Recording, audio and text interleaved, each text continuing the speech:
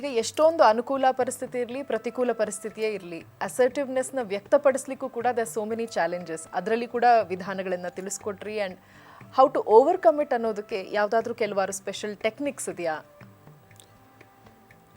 ಈ ಸಂದರ್ಭದಲ್ಲಿ 2 ತಂತ್ರಗಳನ್ನು ನಾವು ಚೆನ್ನಾಗಿ ಅಳವಡಿಸ್ಕೋಬೋದು.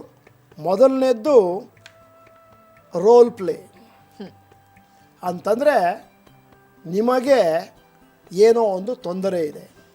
ತೊಂದರೆ ಏನಿರ್ಬೋದು? ಅಥಾರಿಟೀಸನ್ನು ಭೇಟಿಯಾದಾಗ ಒಂದು ಥರದ ಅಳುಕು, ಇಲ್ಲ ಯಾರಾದರೂ ಕೋಪ ಮಾಡಿಕೊಂಡಾಗ ನಿಮಗೆ ಬೇಸರ ಆಗುವಂಥದ್ದು ಇರ್ಬೋದು. ಈಗ ನೀವೇನು ಮಾಡಬೇಕು ಅಂತಂದರೆ, ನಿಮ್ಮ ಮನಸ್ಸಿನಲ್ಲಿ ಒಬ್ಬ ಅಸರ್ಟಿವ್ ಪರ್ಸನ್, ದೃಢವಚನ ಇರುವಂಥ ವ್ಯಕ್ತಿಯನ್ನು ನಿಮ್ಮ ಮನಸ್ಸಿನಲ್ಲಿ ಇಟ್ಕೊಂಡ್ಬಿಟ್ಟು ನೀವು ರೋಲ್ ಪ್ಲೇ ಮಾಡಬೇಕು.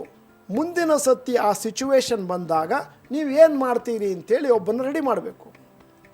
ಪ್ರತಿ ಸತಿಯೂ ಒಂದು ಹುಡುಗಿ ಬಂದು ನಿಮ್ಮ ಹತ್ರ ದುಡ್ಡು ಕೇಳಿದಾಗ ನೀವು ಕೊಟ್ಟೇ ಕೊಡ್ತೀರಿ, ಇಲ್ಲ ಅಂತ ಹೇಳಲಿಕ್ಕೆ ಆಗೋದಿಲ್ಲ ಅಂತಂದರೆ ನೀವು ನಿಮ್ಮ ಯಾರಾದರೂ ಮಹಿಳೆ ಫ್ರೆಂಡನ್ನು ಕರೆದುಬಿಟ್ಟು ಬಂದು ದುಡ್ಡು ಕೇಳು ಅಂತ ಹೇಳಬೇಕು. 10 ಸತಿ ಬಂದು ಕೇಳಲಿ, ಅವರು 20 ಸತಿ ಬಂದು ಕೇಳಿ.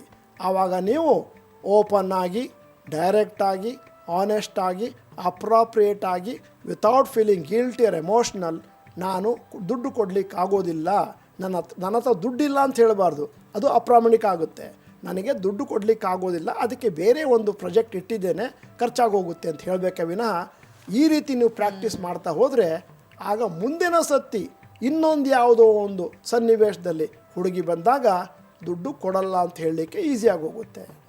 ಇದು ನಿಷ್ಠೂರವಾಗಿರುವಂಥದ್ದಕ್ಕಿಂತ we need to be more appropriate, honest, ಈ ಎಲ್ಲ ಒಂದು ಪ್ರಿನ್ಸಿಪಲ್ಸ್ನ ನಾವು ಫಾಲೋ ಮಾಡಿದ್ರೆ ದ ವೇ ವಿ ಕಮ್ಯುನಿಕೇಟ್, ಅವರೊಂದಿಗೆ ಯಾವ ಒಂದು ಕೌಶಲ್ಯದಿಂದ ಸಂವಹನ ಮಾಡ್ತೀವಿ, giving the right examples, probably that will set the example straight. ಇಂತಹ ಸಂದರ್ಭದಲ್ಲಿ ಭಾಳ ಜನ ನಮ್ಮ ಸ್ನೇಹಿತರು ಹೇಳ್ತಾರೆ, ದುಡ್ಡಿಲ್ಲ ಅಂತ ಹೇಳ್ಬಿಡ್ತೇನೆ. ಆಗ ಹುಡುಗಿ ಹೇಳ್ತಾಳೆ, ಪಾಸ್ಬುಕ್ ತಗೊಂಬ ಅಂತಾಳೆ. ನೀವು ಅಪ್ರಾಮಾಣಿಕರಾಗ್ಬಿಟ್ರೆ ಹುಡುಗಿ ಜೋರಾಗಿರ್ತಾಳೆ, ಅವಳು ಪಾಸ್ಬುಕ್ ತೋರಿಸಿ ಸರ್ ಅಂತಾಳೆ. ಪಾಸ್ಬುಕ್ಕಲ್ಲಿದೆ 3 ಲಕ್ಷ ಕೊಟ್ಬಿಡಿ ಅಂದರೆ ನಿಮಗಿಲ್ಲ ಅಂತ ಹೇಳೋಕ್ಕಾಗಲ್ಲ.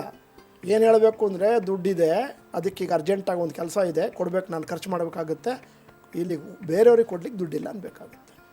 ಆಯಿತು. ನೆಕ್ಸ್ಟ್ ಟೆಕ್ನಿಕ್ ಏನು ಅಂತಂದರೆ ಬ್ರೋಕನ್ ರೆಕಾರ್ಡ್ ಟೆಕ್ನಿಕ್. 2 ತಂತ್ರಗಳನ್ನು ಇವತ್ತು ಮಾತಾಡ್ತಾ ಇದ್ದೇನೆ. ಒಂದು ರೋಲ್ ಪ್ಲೇ ಮಾಡಿದಾಗ ಮುಂದಿನ ಸತಿ ಬಂದಾಗ ಏನು ಮಾಡಬೇಕು, ಇದನ್ನು ಎಲ್ಲ ಕಡೆ ಇಂಥ ರೋಲ್ ಪ್ಲೇನ ಎಲ್ಲ ಕಡೆ ಹಾಕ್ಕೋಬೇಕು. ಯಾರೋ ನಿಮ್ಮನ್ನು ಕ್ರಿಟಿಸೈಸ್ ಮಾಡ್ತಾರೆ ಅಂತಂದರೆ ಕ್ರಿಟಿಸಿಸಮನ್ನು ಮಾಡಲಿಕ್ಕೆ ಜನ ನಿಮಗೆ ಕಟ್ ನಿಮಗೆ ಕ್ರಿಟಿಸೈಸ್ ಮಾಡಿದಾಗ ತೊಂದರೆ ಆಗುತ್ತೆ ಅಂತಂದರೆ ನಿಮ್ಮನ್ನು ನಿಮ್ಮ ಸ್ನೇಹಿತರನ್ನು ಕ್ರಿಟಿಸೈಸ್ ಮಾಡಲಿಕ್ಕೆ ಹೇಳಬೇಕು. ಬೇಕಾದಷ್ಟು ಬ್ಯೂಟಿಫುಲ್ ಟೆಕ್ನಿಕ್ ಇದೆ ಕ್ರಿಟಿಸಿಸಮನ್ನು ಮ್ಯಾನೇಜ್ ಮಾಡಲಿಕ್ಕೆ. ಫಾಗಿಂಗ್ ಟೆಕ್ನಿಕ್ ಅಂತ ಇದೆ, ಆಮೇಲೆ ನೆಗೆಟಿವ್ ಅಸರ್ಷನ್ ಟೆಕ್ನಿಕ್ ಅಂತಿದೆ, ಬ್ಯೂಟಿಫುಲ್ ಟೆಕ್ನಿಕ್ಸ್ ಇದೆ. ಮತ್ತೊಂದು ಹೇಳ್ಬಿಡ್ತೇನೆ, ಬ್ರೋಕನ್ ರೆಕಾರ್ಡ್ ಟೆಕ್ನಿಕ್. ಈಗ ಉದಾಹರಣೆ ಕೊಡ್ತೇನೆ. ನಿಮ್ಮ ಮನೆಯ ಶೋಕೇಸ್ನಲ್ಲಿ ಏನಿದೆ? ಮಿಕ್ಸಿ ಇದೆ. ಹಳೆ ಕಾಲದ ನೆನಪು ಮಾಡ್ತಾಯಿದೆ ನಿಮಗೆ. ಮಿಕ್ಸಿ ಇದೆ, ಅವೆನ್ಯೂ ರೋಡಿಂದ ತೊಗೊಂಡಿದ್ದೀರಿ, ಮನೆಯಲ್ಲಿ ಬಡ್ ಅಂತು. ಅರ್ಲಿಯೆಸ್ಟ್ ಆಪರ್ಚುನಿಟಿ ಮಿಕ್ಸಿಯನ್ನು ತೆಗೆದುಕೊಂಡು ಹೋಗಿ ಅಂಗಡಿಯ ಟೇಬಲ್ ಮೇಲೆ ಇಟ್ಬಿಟ್ಟು, this mixie is not working, I want my money back ಅನ್ಬೇಕು. ಅವಾಗ ಅಂಗಡಿಯವನು ಹೇಳ್ತಾನೆ, ಏನಾಗಿದೆ ಅಂತ ಕೇಳ್ತಾನೆ. ನೀನು ಹೇಳಕ್ಕೆ ಹೋಗ್ಬೇಡಿ, I want my money back. Broken record technique. ನಿಮ್ಮ ರೆಕಾರ್ಡ್ ಇದೆಯಲ್ಲ, ಯಾವುದು ಗ್ರಾಮೋಫೋನ್ ರೆಕಾರ್ಡು ಕಟ್ಟಾಗಿ ಹೋಗಿದೆ, ಬರೇ ಶುಕ್ಲಾಂ ಬರದರಂ ಅಂತ ಬರ್ತಾ ಇದೆ, ಮುಂದೆ ಹೋಗ್ತಾ ಇಲ್ಲ ಅದು. I want my money back. ಅಂಗಡಿಯವನು ಹೇಳ್ತಾನೆ, ಏನಾಗಿದೆ, ನಾನು ನಿಮಗೆ ಅರ್ಜೆಂಟಾಗಿ ನಿಮ್ಮದು ಇದನ್ನು ಎಂಜಿನ್ ಚೇಂಜ್ ಮಾಡಿಕೊಡ್ತೀನಿ. ಅವನಿಗೆ ಎಷ್ಟೇ ಹೇಳಬೇಕು, I want my money back. ಅವ್ನು ಹೇಳ್ತಾನೆ, ನೀವು ದುಡ್ಡು ಕೊಡಿ, ನಾನು ಎಂಜಿನ್ ಬೇರೆ ಹಾಕ್ಕೊಡ್ತೀನಿ, ಇನ್ನೊಂದು ಹಾಕ್ಕೊಡ್ತೀನಿ, I want my money back. ಅಷ್ಟೇ. ಆ ಥರ ಹೇಳಬೇಕಾದ್ರೆ ನಿಮ್ಮ ಮುಖದಲ್ಲಿ ಯಾವುದೇ ಬೇರೆ ಆದಂತಹ ಭಾವನೆಗಳಿರಬಾರ್ದು. Free, open, direct, honest, appropriate, without feeling guilty or emotional ಹೇಳ್ತಾ ಹೋದರೆ ಸ್ವಲ್ಪ ಹೊತ್ತಾದ್ಮೇಲೆ ಹೇಳ್ತಾನೆ, ಆಯಿತು ಬೇರೆ ಮಿಕ್ಸಿ ಕೊಡ್ತೇನೆ ಅಂತಾನೆ. ನಿಮಗೆ ಎಲ್ಲಿವರೆಗೆ ರಿಸಲ್ಟ್ ಬರೋದಿಲ್ಲೋ ಅಲ್ಲಿವರೆಗೆ ಹೇಳಿದ್ದನ್ನೇ ರಿಪೀಟ್ ಮಾಡ್ತಾ ಹೋಗಬೇಕು. ಮತ್ತೊಂದು ಉದಾಹರಣೆ ಕೊಡ್ತೇನೆ. ಒಬ್ಬ ಹುಡುಗ ಒಂದು ಹುಡುಗಿಗೆ ಕೇಳ್ತಾನೆ, ರಾತ್ರಿ ಸೆಕೆಂಡ್ ಶೋ ಪಿಕ್ಚರಿಗೆ ಹೋಗೋಣ. ಏನು ಮಾಡ್ತಾಳೆ ಹುಡುಗಿ? ಲವರ್ ಅಂತ ಇಟ್ಕೊಂಬಿಡೋಣ. ನಾನು ಬರಲ್ಲ, ಯಾಕೆ ಬರಲ್ಲ, ನಮ್ಮ ತಂದೆ ಬೈತಾರೆ, ಆಯಿತು ನಾನು ನಿಮ್ಮ ತಂದೆ ಹತ್ರ ಮಾತಾಡ್ತೇನೆ. ಇವೆಲ್ಲ ಪ್ರಾಬ್ಲಮ್ ಸ್ಟಾರ್ಟ್ ಆಗಿ ಹೋಗ್ತದೆ. ಅದರಿಂದಾಗಿ ಹುಡುಗಿ ಪ್ರಾಕ್ಟೀಸ್ ಮಾಡಬೇಕಾಗಿರೋದು ಒಂದೇ, ನಾನು ಸಿನಿಮಾಕ್ಕೆ ಬರುವುದಿಲ್ಲ.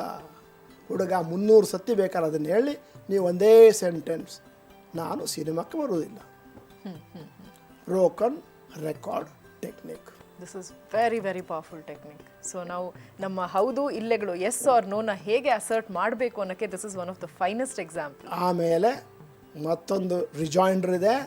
When the broken record technique does not work, the next powerful technique is silence.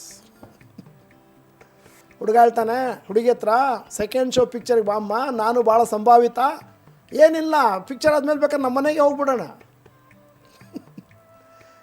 ಹುಡುಗಿ ಇಲ್ಲ ಇಲ್ಲ ಅಂದರೆ ಕೇಳ್ತಿಲ್ಲ. ಆವಾಗ ನೆಕ್ಸ್ಟು ಟೋಟಲ್ ಸೈಲೆನ್ಸ್, ಹೂನೂ ಇಲ್ಲ ಹಾನೂ ಇಲ್ಲ, ಅರ್ಥ ಆಗುತ್ತೆ. ವಾವ್, ಇದೆಲ್ಲ ಒಂದು ಎಫೆಕ್ಟಿವ್ ಕಮ್ಯುನಿಕೇಷನ್ ಸ್ಕಿಲ್ಸ್ಗೆ ಇವೆಲ್ಲವೂ ಕೂಡ ಬರುತ್ತೆ. How we communicate, how we are so assertive, ಆ ಮನುಷ್ಯನ ಒಂದು ಕಾನ್ಫಿಡೆನ್ಸ್. ನೀವೇ ಹೇಳ್ದಂಗೆ ದೃಢ ವಾಚಕರು is actually the apt and the right word. ಇದಕ್ಕೆ ನಾನು ಕೂಡ ಪ್ರಿಪೇರ್ ಮಾಡ್ಕೊಳ್ಬೇಕಾದ್ರೆ ಅಂದ್ಕೊಂಡೆ ಸಮರ್ಥತೆ, ನಾನು ಹುಡುಕಾಡಿದೆ ಒಂದಷ್ಟು ಪದಗಳು, ನನಗೆ ಸರಿಯಾದ ಒಂದು ಸೂಚಕ ಸಿಗಲಿಲ್ಲ. So the right word is ದೃಢ ವಚನ. ಈ ಪರ್ಟಿಕ್ಯುಲರ್ ಸಂದರ್ಭಗಳಲ್ಲಿ ನಾನು ಹೇಳಿದ ಯಾವುದೇ ಒಂದು ಪರಿಹಾರ ಅಲ್ಲ, ಅದಕ್ಕೆ ನಿಮ್ಮದೇ ಆದ ಪರಿಹಾರವನ್ನು ಕಂಡುಹಿಡಿಯಬೇಕು. ನಾನು ಕೇವಲ ಉದಾಹರಣೆಗಳನ್ನು ಕೊಟ್ಟಿದ್ದೇನೆ. ನಿಮ್ಮ ಜೀವನದಲ್ಲಿ ಯಾವುದು ವರ್ಕ್ ಆಗುತ್ತೆ ಅಂತ ಕಂಡು ಹಿಡ್ಕೊಳ್ಳೋದು ನಿಮ್ಮ ಕೆಲಸ ಆಗುತ್ತೆ. ಒಂದು ದಿನ ನಾನು ಟೈಲರ್ ಹತ್ರ ಹೋಗಿದ್ದೇನೆ. ಟೈಲರು ಟ್ರಯಲಿಗೆ ಬಾ ಅಂತ ಹೇಳಿದ್ದಾನೆ. ಚೆಕ್ ಮಾಡ್ತಾನೆ, ಕೈ ಎತ್ತಕ್ಕಾಗುತ್ತಾ ಸರ್, ಕಾಲು ಎತ್ತಕ್ಕಾಗುತ್ತೆ ಸರ್ ಅಂತ ಪಿನ್ ಹಾಕ್ತಿದ್ದಾನೆ ಚೆಕ್ ಮಾಡಲಿಕ್ಕೆ. ಹಾಗೆಯೇ ಇದು ನಾನೀಗ ನಿಮ್ಮನ್ನು ಚೆಕ್ ಮಾಡ್ತಾ ಇರೋದು, ನಿಮಗೆ ಯಾವುದು ಸರಿ ಅಂತ ಕಂಡು ಹಿಡಿದು ಮಕ್ಕಳನ್ನು ಸಾಕೋದ್ರಲ್ಲಾಗಲಿ, ಲವರ್ ಹತ್ರ ನಿಭಾಯಿಸುವುದರಲ್ಲಾಗಲಿ, ಅಥವಾ ಲೋನನ್ನು ತಗೊಳ್ಳೋದಾಗಲಿ, ಲೋನನ್ನು ಕೊಡುವುದನ್ನಾಗಲಿ, ಯಾವುದನ್ನು ಕೂಡ ಇಲ್ಲೇ ಪ್ರಾಕ್ಟೀಸ್ ಮಾಡಬೇಕು. So we need to custom make our needs ಅಷ್ಟೇ. ನಮ್ಮ ಒಂದು ರಿಕ್ವೈರ್ಮೆಂಟ್ಸ್, ನಮ್ಮ ಒಂದು ಪರಿಸ್ಥಿತಿ ಸಂದರ್ಭಕ್ಕೆ ಅನುಗುಣವಾಗಿ ನೀವು ಹೇಳಿದಂಥ ಎಲ್ಲ ಅಪ್ರೋಚ್ ಹಾಗೂ ಪಾಸಿಬಿಲಿಟಿ ಮಾರ್ಗಗಳನ್ನು ನಾವು ಒಂದು ಕಡೆ ಜಾಟ್ ಡೌನ್ ಮಾಡಿಕೊಂಡು ನಮಗೇನು ಬೇಕೋ ಅದನ್ನು ನಾವು ಕಸ್ಟಮೈಸ್ ಮಾಡಿ ನಾವು ಅಸರ್ಟಿವ್ ಆಗಿ ವ್ಯಕ್ತಪಡಿಸಿದಲ್ಲಿ ಅದಕ್ಕೆ ರಿಸಲ್ಟ್ಸ್ ಕೂಡ ಅಷ್ಟೇ ಅಸರ್ಟಿವ್ ಆಗಿ ಸಿಗುತ್ತೆ ಅನ್ನೋದನ್ನು ನೀವು ತಿಳಿಸ್ಕೊಡ್ತಾ ಇದ್ರಿ. ಕಾರ್ಯಕ್ರಮಕ್ಕೆ ಆಗಮಿಸಿ ಅನೇಕ ಉಪಯುಕ್ತಕರವಾದಂಥ ಮಾಹಿತಿ ಹಾಗೂ ಮಾರ್ಗದರ್ಶನವನ್ನು ನೀಡಿದಿರಿ. ಎಲ್ಲವುದಕ್ಕಾಗಿ ಅಭಿನಂದನೆಗಳು. ನಮಸ್ಕಾರ ವೀಕ್ಷಕರೇ, ಇದಾಗಿತ್ತು ಈ ದಿನದ ವಿಶೇಷ ಸಂಚಿಕೆ ನೆಮ್ಮದಿಯ ಮಾತು. ನೆಮ್ಮದಿಯ ಮಾತು ನಿಮ್ಮಲ್ಲಿ ಹೊಸ ಹುರುಪು, ಹೊಸ ಉಲ್ಲಾಸ ಹಾಗೂ ಹೊಸದೊಂದು ಮೋಟಿವೇಶನ್ನ ನೀಡಿದೆ ಅಂದರೆ ಕಾರ್ಯಕ್ರಮದ ಉದ್ದೇಶ ಸಾರ್ಥಕವಾದಂತೆ. ಎಲ್ಲರ ಜೀವನದಲ್ಲಿ ಸುಖ, ಶಾಂತಿ, ನೆಮ್ಮದಿ ಹಾಗೂ ಸಮೃದ್ಧಿ ಎಲ್ಲವೂ ಕೂಡ ಇರಲಿ, ಎಲ್ಲವೂ ಅಕ್ಷಯವಾಗಲಿ ಅನ್ನುವಂಥ ನಿಟ್ಟಿನಲ್ಲಿ ಕಾರ್ಯಕ್ರಮವನ್ನು ನಾವು ಹಮ್ಮಿಕೊಂಡಿದ್ವಿ. ಕಾರ್ಯಕ್ರಮ ನಿಮ್ಮೆಲ್ಲರಿಗೂ ಇಷ್ಟ ಆಗಿದೆ ಅಂತ ಭಾವಿಸ್ತೀನಿ. ಮುಂದಿನ ಸಂಚಿಕೆಗಳಿಗೆ ಇನ್ನಷ್ಟು ಕಾರ್ಯಕ್ರಮದಲ್ಲಿ ವಿಶೇಷವಾದಂಥ ಮಾಹಿತಿಯನ್ನು ಹೊತ್ತು ತರುವಂಥ ಪ್ರಯತ್ನದಲ್ಲಿ ಸದಾ ನಾವು ನಿರತರಾಗಿರ್ತೀವಿ. ವೀಕ್ಷಿಸಿ ಸದಾ ಆಯುಷ್ ವಾಹಿನಿಯನ್ನ. ಮುಂದಿನ ಸಂಚಿಕೆಯಲ್ಲಿ ಭೇಟಿಯಾಗೋಣ. ವಂದನೆಗಳು.